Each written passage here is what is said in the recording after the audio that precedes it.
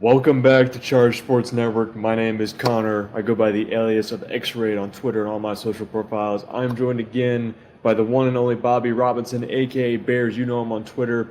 Welcome back to Charge Sports Network. Like I just said a minute ago, we have a bunch of topics to discuss today. How you doing today, Bobby? Before I even get started with these topics of discussion, how are you doing? I'm doing pretty good, honestly. I've had Good. a very busy week. I'm not gonna lie. Doing either youth sports, to an MLS game this weekend, to just obviously operating our esports side of things because DreamHack is coming up. I've been pretty busy.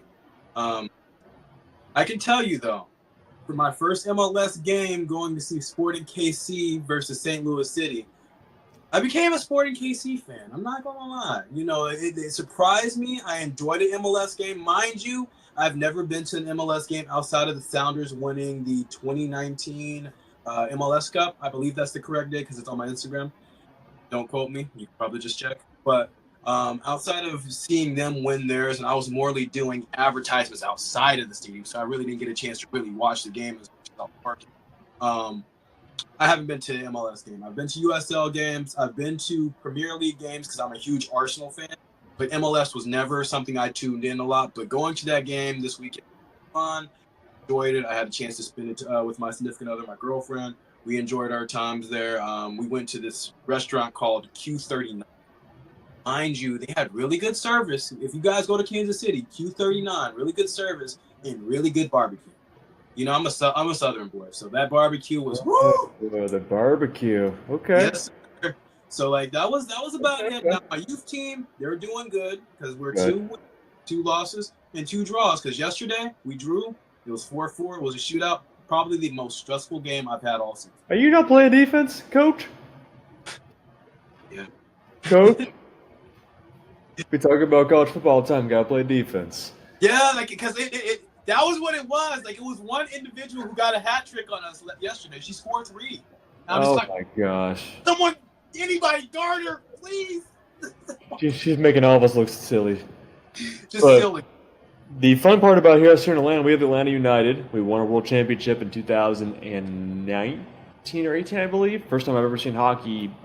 I just said hockey for soccer. Soccer, we don't have a hockey team anymore. Soccer winning a championship, it was crazy. Atlanta United games are fun. As everybody knows, if you're in the United States listening to this, go to your local Major League Soccer teams. It's a blast. Professional soccer, they're getting paid to kick a soccer ball around and go through the hoop. You'll love it.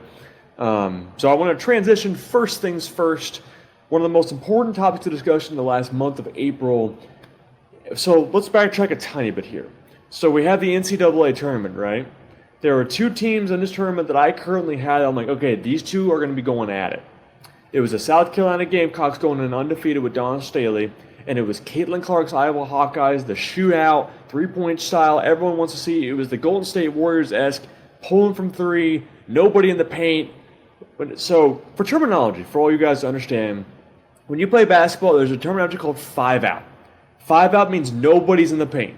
That's how Iowa played. That means all five players are on the perimeter. So think about a basketball hoop or on a basketball court, right? Think about the three-point line. There's nobody inside the three-point line. That's called five out. That's how Iowa played. South Carolina, they're in the box. So they have two centers and they have three wings. That's how they played. So, and also, while we're also here, to conclude with that, congratulations to the South Carolina Gamecocks for becoming the second, I think it was the second or third team in NCAA history to go undefeated and win a championship to Don Staley. Legendary career. Caitlin Clark comes up second place in her final college debut. But I want to ask you this, Bobby. Do you think this is the year that finally women's sports finally takes that next step? No, I don't think so. And don't get me to like any doubters. Listen. I feel like women's sports has already made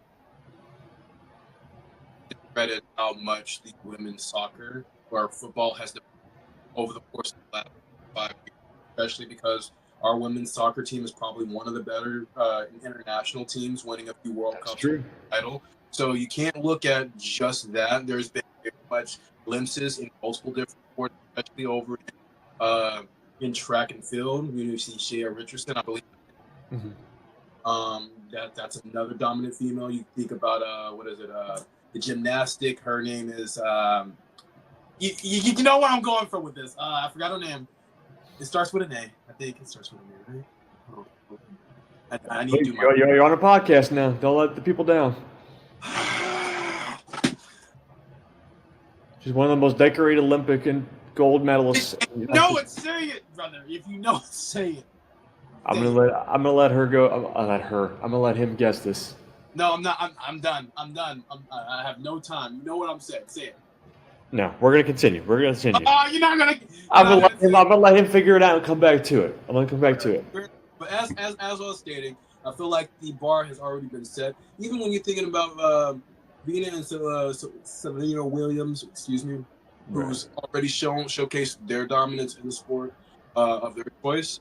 It was already in the writing.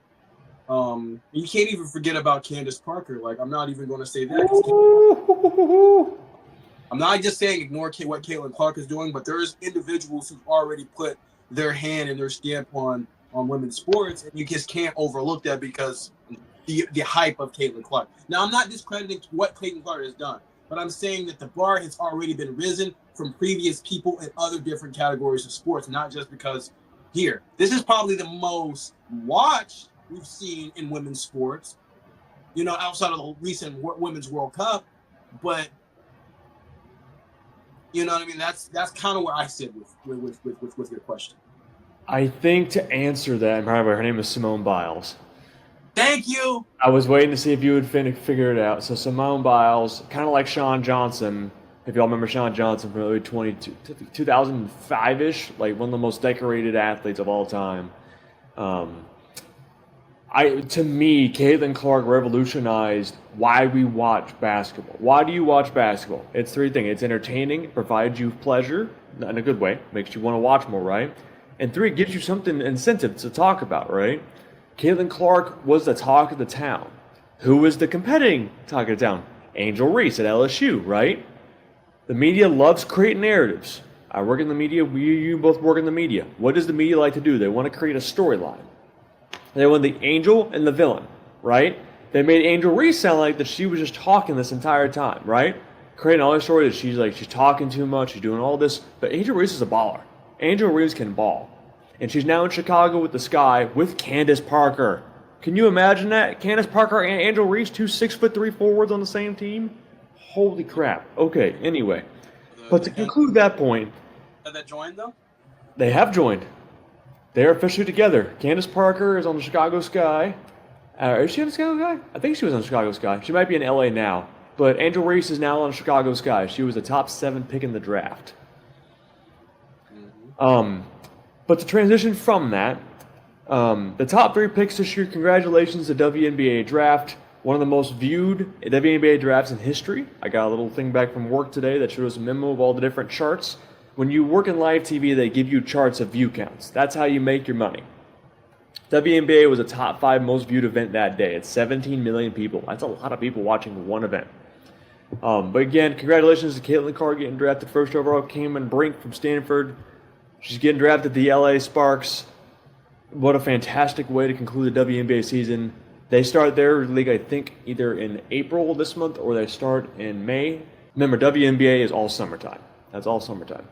I want to ask you this question, though, because this is one of the most controversial things they talked about the entire draft.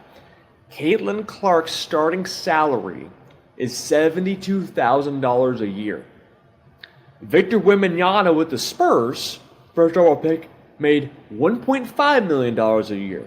So, Bobby, do you think that we need to have a whole reset of how we're paying these athletes? Because why is Caitlin Clark making barely a minimum salary in the United States for an average worker, and Victor Wembanyama is making a bag? Why? Why is this happening? I'm going to state this, and this.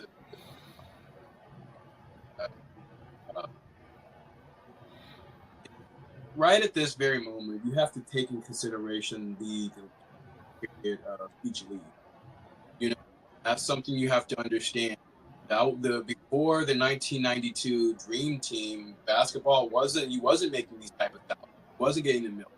And I feel like, what if this Caitlin Clark going into the draft and her seeing this, her being a megastar, changes the dynamic on how women gets paid off in the WNBA? Because here's the thing, everything has a revolution, and then the WNBA hasn't been here as the same amount of years as the NBA has. Because the NBA even goes back as the ABA. You see what I'm saying? So it's just they don't have the same history as yet. Give it time. That's what I say. Give it time. Because right now, what if Caitlin Clark is that push of women? These women deserve a better salary. She's a top flight player, and she proves that, and she changes the dynamic on how even the entertainment value. What if she I'm not saying she's the female Jordan. I'm not quoting it because she hasn't won any championships. But what if she sparks just like how Jordan did? Because if it wasn't for that 1992, them winning the gold medal, them doing it in Spain, if they didn't do that and had the hype around them on doing so, it wouldn't have happened. There you go. It wouldn't have happened. We wouldn't see contracts as we see today. That's how the NBA got put globally. I feel like the WNBA needs to be set globally the same way or similar fashion. And it's not it's NBA, it's a United States product. It's not a global product for women basketball right now. It may, like, in some glimpses you see it in other countries, and I'm not saying, oh, you see it in China, you see it in glimpses, but how many people are picking up women's basketball across the world, globally? And that's just statistic wise. I want more women to get involved, but I feel like it's not aired enough. There's not enough televised TVs enough, and any games that are aired, they are just they're putting like, they're not giving it its own value. And that's not, it's unfair for the ladies who are competing because they're giving this, oh, Jordan is doing a 360, or LeBron is posterizing on people, and they're trying to compare that to the WNBA and trying to, you see what I'm saying? Of course you're not going to like the WNBA if you're comparing it to the NBA and what the guys are doing. You have to find the value within WNBA. They have a lot more strategic. It's a lot more team basketball. There's a lot more, you see a lot more coming from role players. It's a whole more of a team game for the WNBA than one star overall carrying a fucking team. That's a fair assessment. I think to conclude, I agree with your point. I think in order to get more viewers, you have to perform well. And Caitlin Clark is going to make the WNBA a whole lot more fun to watch. And I enjoy watching three-point shooters. I don't know about you, but the old school defense where we're scoring like 70 to 80 a game was boring as hell. I like seeing people pull it from 40 feet. I like seeing people have to like play that 5 out where everyone's on a three-point line. There's nobody in the paint. That's fun because there's long rebounds, there's fouls. You're making the game quicker. That's how you make it better. The thing is, I want to mention is that the WNBA needs to do better when it comes to their marketing. And this is just me, my personal take on it. Because the reason why I state this is because of the fact that when the WNBA isn't considered the best women's league in the world, it's sad. When you can, like, and I'm going to be honest, why do you think the Brittany Grinders and the individuals went overseas to go and play for these other leagues? Because they're not making anything in the WNBA. Plus, you asking why the WNBA is not a global market product. They have literally a half of season compared to the men's do. And they play during the summertime when a lot of other sports are active during the period. That's true. It's baseball season. That's what summer's known for. You see what I'm saying? So it's just like there's a lot of things. And then on top of that, you have the WNBA fighting with viewership for the NBA Summer League. These are all absolutely spot on points. I agree with that. You see what I'm saying? There's a lot of competition there. On top of that, like, it's just like, as stated, why do you think they go out and play in other leagues? Because they're not making enough in the WNBA. It's sad when Ice Cube's Big Three, normal standard, he would give her $5 million to come play in the Big Three. And Lil Durk upped it and saying he would pay her $10 million to come play. That's literally quadruple her salary as a rookie. Even more than. And to be fair, she did get a $3 million Nike endorsement. But to conclude it, it's 24. No, it's $28 million over a stint of 8 years, from what I've seen. Which that would be like child's money for NBA. But you see what I'm saying? Like that's nothing. That's like that's like, I think of a decent player in the NBA that would have that. That would be like Lou Dort getting a minor contract. That's pretty good. But I mean, OKC is one of the best teams. What would make this even better is that this is like, I don't want to ride her career because she has had a legendary career, but it is almost guaranteed because of how much hype that's built around her that if she does not secure a championship within the first 3 seasons, it's going to look like a total letdown to everything. Yeah, that's right.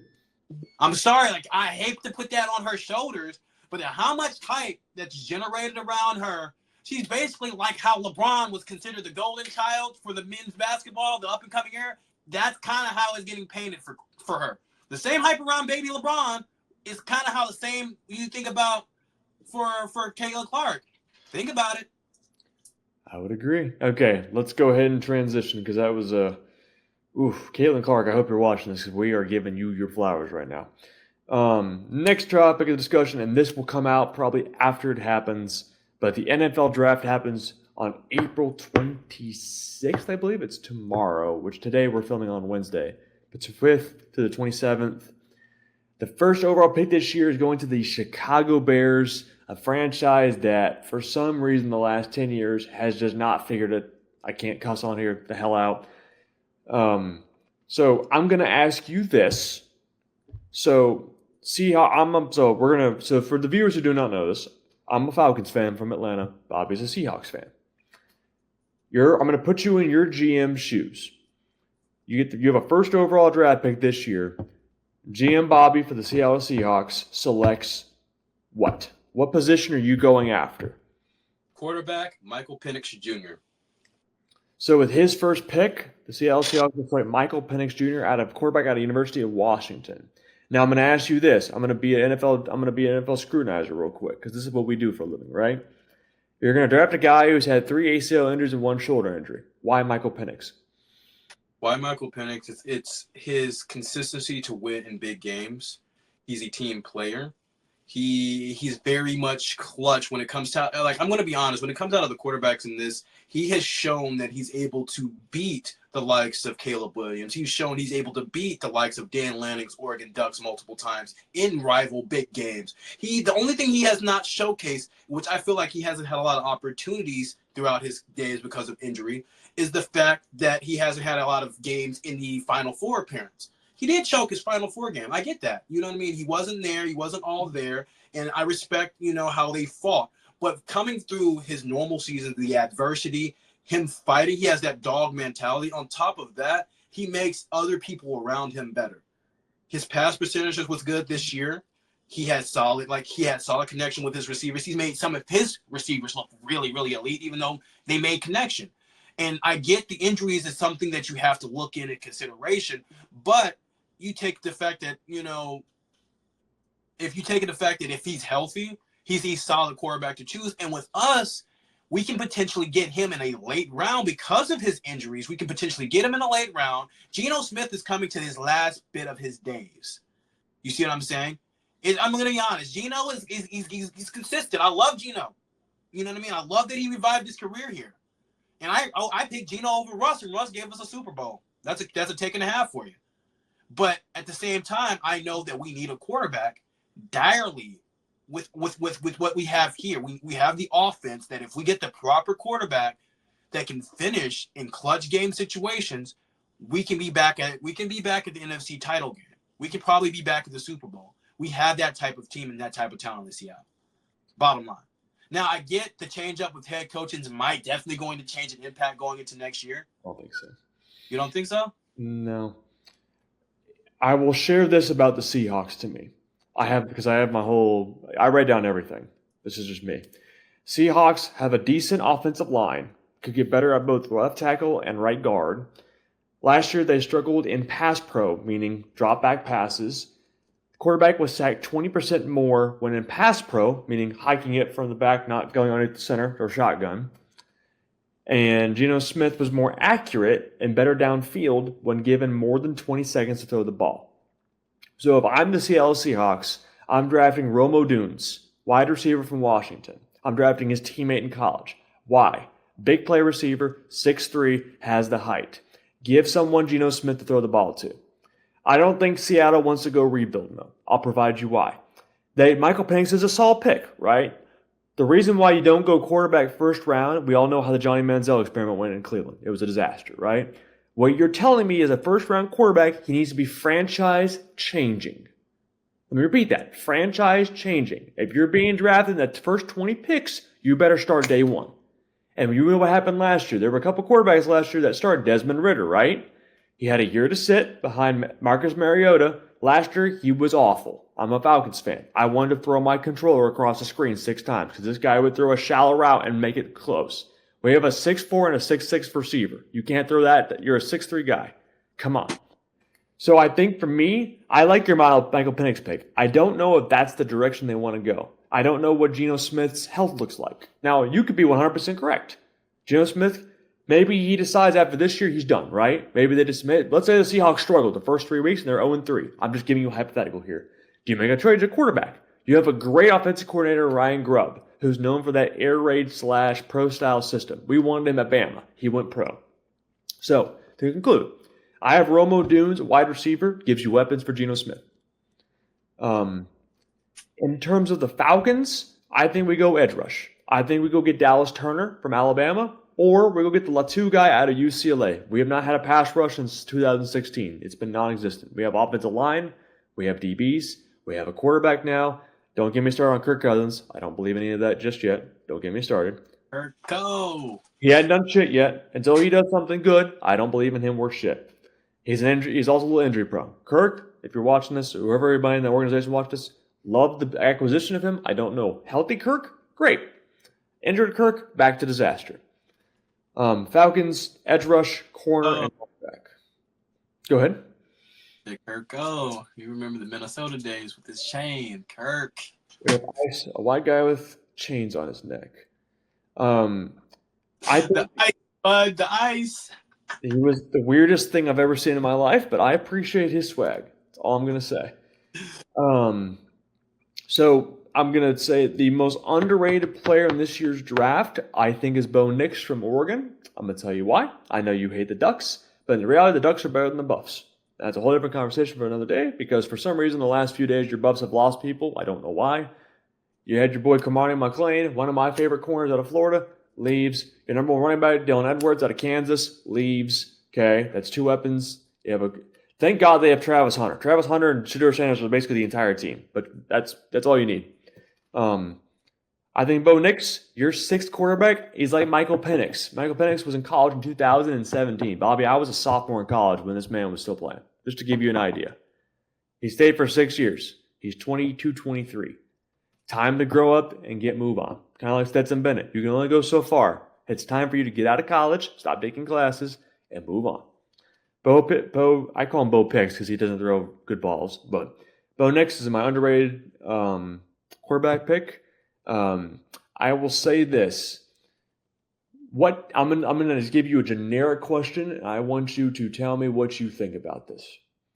Mind you, did Stetson Bennett ever get drafted?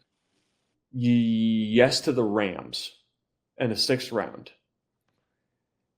Do you think, and you've watched draft for years, I've watched draft for years, do you think being drafted in the 1st round as a quarterback and you do not perform in the first 3 years, are you an automatic bust and why? No. Provide your answer why. Prime good example. Let's say a good example of a person not being. So remember, 1st round quarterback. If you don't make it within the first 3 years, so your rookie scale is now over, now you get a full-time extension. If you don't make it to that extension, are you considered a bust? 1st round draft pick. Remember, we're talking just quarterbacks here. No, not really, because in theory, like Geno broke that habit in theory because he had the worst 3 seasons, and then you see where his career led him that. You know what I mean? Like, no, I don't consider you a bust because of the fact that, like, you could be under, like, it can be certain circumstances for your department. Like, you have to think about it. Like, I felt bad for Trevor Lawrence going over 2 bad Jaguars. Like, it could be the offensive coordinator, it could be the schemes that can come in, it could be the current talent that's there. You can't blame a quarterback. Prime example, that's why I don't blame Justin Fields. I don't consider him a dud. He did what he could and survived the Chicago Bears, who gave him nothing. You know what I mean? So it's just like, it could be just a fucking bad franchise, including, excuse my language, that could totally cause a player of a star type caliber not to perform. Like, you never know what they could do in a different system. I'm not saying, yes, most cases that are not first round draft picks who come in the first 20 picks as a quarterback, there should be expected to do something, because it shouldn't be a complete dud. But at the same time, you can't overall judge them. You can only judge them based on the weapons they have around them. Now, if they come into a good scheme, they come in with a good head coach, just had a really bad season, they come in with decent weapons, and then they have an opportunity to finish out games, okay. You know what I mean? But if they come into a complete shithole of a system, excuse my language, have nothing, and then expect to fucking draw fucking wins from shit, I'm sorry, like, that's not unfair. That's not fair. That's not being realistic. It's not being realistic. Right. Like, I'm sorry, you can be the best player, but it takes a team to win a fucking game. There's two sides of the ball. You see what I'm saying? It takes a team to win a game. I can put up 42 points, but if my defense gives up 60 every game, what the fuck happens? Someone's getting fired. You see what I'm saying? Like, you know, I'm going to tag, I know it's kind of exaggerating, but it's the same thing. If I'm giving you 3 touchdowns a game, but my defense is giving up 4, come on, man. Now I'm playing tit for tat. i.e. Denver Broncos. Oh, you know exactly what I'm talking about, too. Yep. If Broncos country. Let's ride. You're letting them drop 70 on you. Broncos country. Let's ride. That's why you got Zach Wilson? Why did you go get Zach Wilson? You traded Russell Wilson for Zach Wilson. What the fuck are you doing? Broncos country. Let's ride. You're about to ride to the poverty. That's what you're about to do. But, that's my opinion on it. I'm just saying, like, you can't. It's depending on the system that the quarterback is going to. If it's a first round draft pick quarterback coming into a bad system, bad coach, bad previous 3 to 4 seasons, then okay. But if it's going into a system like the Pittsburgh Steelers are rebuilding, then I'm expecting something, because Mike Tomlin's a damn good coach. That's a damn good program. You got a damn good, you know what I mean? That's different if you're going into a good coach who had a bad season and going into a shithole of a system that have nothing and have never seen nothing. You feel what I'm saying? Like, no, you're right. So, i.e., most first round draft picks in the NFL are going to situations where they're going to be the guy. That's you're going to be that guy. You're going to be talked about. You're going to be written about. You're going to be scolded. Everything you do is going to be critiqued. I would agree with the Justin Fields take. That offensive line was worse than the Panthers. And Bryce Young, thank God, got help in Carolina, because Carolina, oh my God. Yeah, that's what I'm saying. Like, my man we know how good Bryce Young is, but Carolina, dog, like, he was getting fucking thrown around like he was a 5-year-old at a candy store. You feel what I'm saying? Like, you can't blame him for that. What can he do? What can he physically do? There's nothing. You have to run for your fucking life. That's what you got. You see what I'm saying? Like, no one's protecting nobody. And to be fair, on the opposite side, the best situation was C.J. Stroud going to Houston, right? Yeah. Great situation. Great coach, D'Amico Ryans. Great offensive line. That's an example of what I was talking about. They added defense this year, which they struggled with last year. The team was in the playoffs, like, in year 1.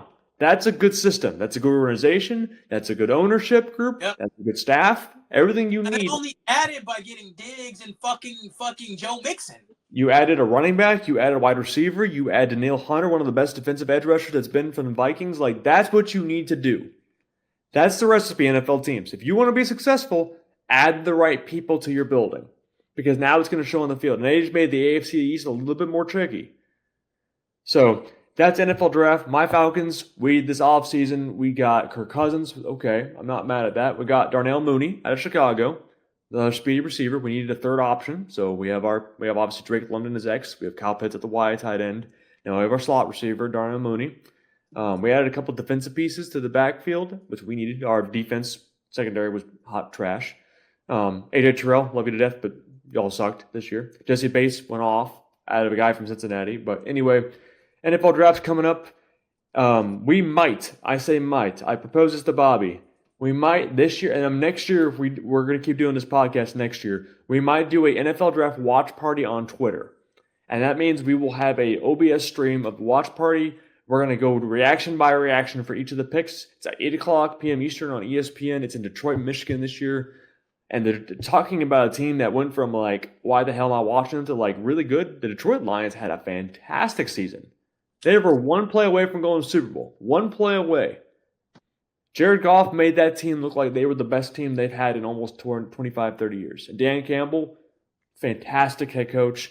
They believe in each other. That's the passion you want to see in the NFL when your own coach believes in his players. But we're going to transition now to one of the most exciting things we've had happen recently. Is Bobby and I have been in this COD scene for, godly, since 2013. It's now 2024, so almost 11 years. The CDL made a major announcement, and I kind of want Bobby to explain more about this. But if you all remember, the COD League has changed to 4 different things over the last 10 years or so. CWL, they've had ranked leagues, they've had all that. But just 2 weeks ago, they made a major announcement that's going to change everything. So, Bobby, if you want to explain to the viewers what the CDL decided to do, I will give you the floor. Well, the CDL, and to put it in quick terms, because I will have our editor just pull it up, and you got to summarize kind of what the CDL is operating. They are going to be refunding all CDL teams who purchased a CDL pack originally. Of course, they said they have frozen the yearly fees to keep your league pass quite a few years ago, but they are stating that any of those league fees that was currently asked for is going to be sent back to the teams.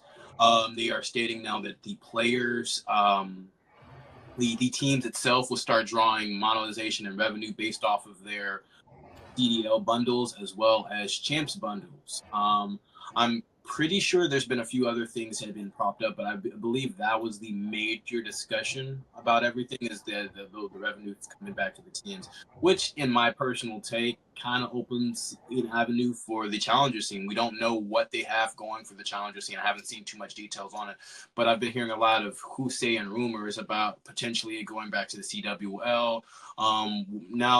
Now that they're getting their monies back for these league fees, what's going to happen? Are they still going to require them to run with Optic Texas next year, or is it just going to be Optic Gaming next year? Like, what is going to be, you know what I mean? Like, there's a lot of what ifs now, because with you taking away these league fees, the whole point of us going league fashion was to be city based. Like, if you're not keeping that, and then there's not a potential league fee anymore, does that mean new organizations get involved? Like, what are you saying at this point? Because the only reason why new organizations didn't join this fold, because you have to have the millions to do so.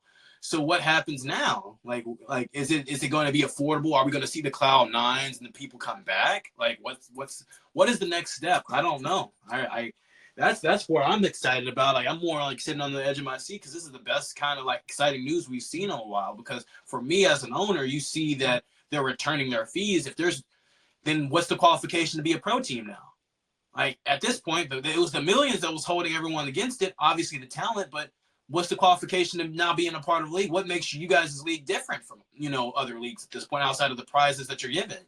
Like, what is the restriction? So, like, there's a lot of questions on it. But I gave my speculation, and I gave you guys what was listed on what was going to be transpiring.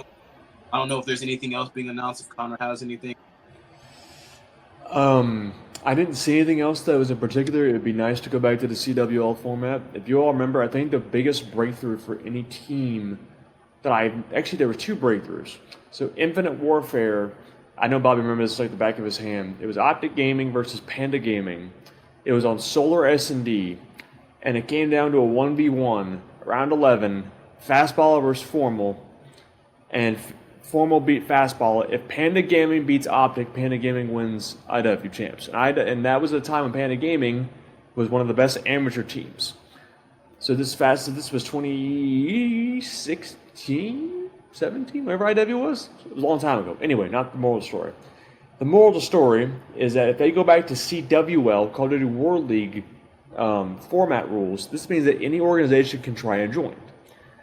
So this would be helpful for small orgs like us, OKC Chargers, to get into the scene again, to get your name known. Because if you can qualify to get into the Pro League without having to pay a minimum fee, that just opens up so many doors. Because as of right now, they've had the same 12 teams for the last 3 years. The buy-in's been too expensive. If you waive that, Now you can add 15, 20 different teams that now can compete. And the Challenger scene is great. Don't get me wrong. Challenger scene is a fun idea to get people to be called up.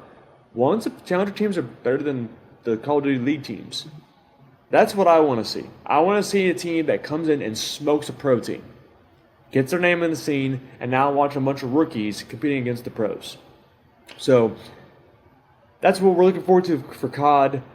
In terms of the OKC version of COD, we do have a major announcement that we just got finalized about a week ago. As the director for COD, I will announce it here on the podcast, and we'll be posting it here in a few weeks when the actual league starts. We have officially joined the Female COD League. We are one of the, I think it's 13 or 14 organizations that are all female COD team. We're going to be playing on Twitch. We'll link that in the bio description here. Also on Twitter, it's Female COD COD League on Twitter if you want to follow them. We will be under the name of the OKC Storm, led by our captain Priya. Bobby, what do you think about that? And are you excited for this, for our first time ever for the OKC Chargers to finally be competing in COD? Yeah, I'm excited. We competed last year a little bit, but it was not like it was probably 2 weeks before giving up the project. We have the right individuals in place to be able to get it off. And I'm hoping for the best. You know, I want everyone to have fun. That's the whole key why we compete. But I also want us to competitive like this team is doing. Fantastic.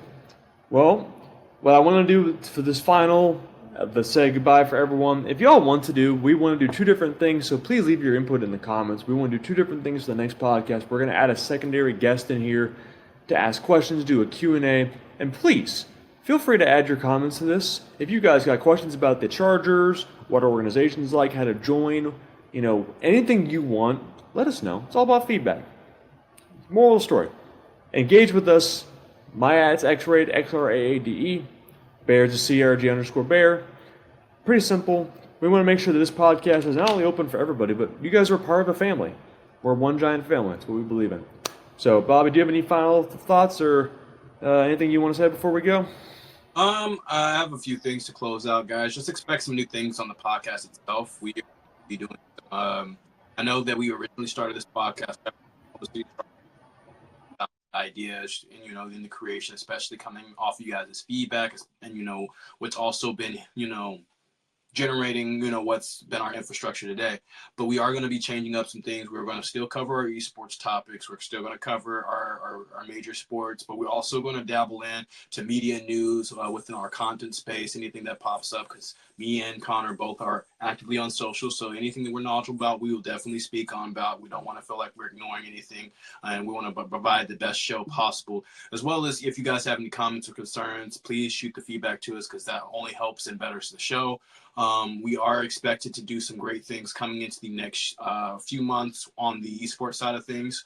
We are just rebuilding. We have some teams that are going to be competing. We have DreamHack Dallas vastly approaching. So if you guys are in the Dallas area between May 31st and June 2nd, you'll definitely see myself as another co-owner, Imphy, who would be there if you guys want to check us out. We will also be live streaming during that period. Now, in the month of May, I guys want you guys to just pay attention to this.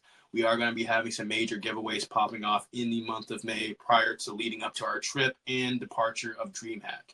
Obviously, we're going to aim for the giveaway to be after DreamHack, but we are going to have a giveaway following through this date. It's going to be pretty big, one of the biggest that we've have done for Oklahoma City Chargers. So stay tuned to that. It's going to be exciting. Don't want you guys to miss anything. But I don't have anything else to say, guys. If you guys do enjoy our content, please like, comment, and give us a thumbs up for us. And if you have any questions, get our Twitter. That's all I got. Have a good evening, guys. We'll see you guys next episode.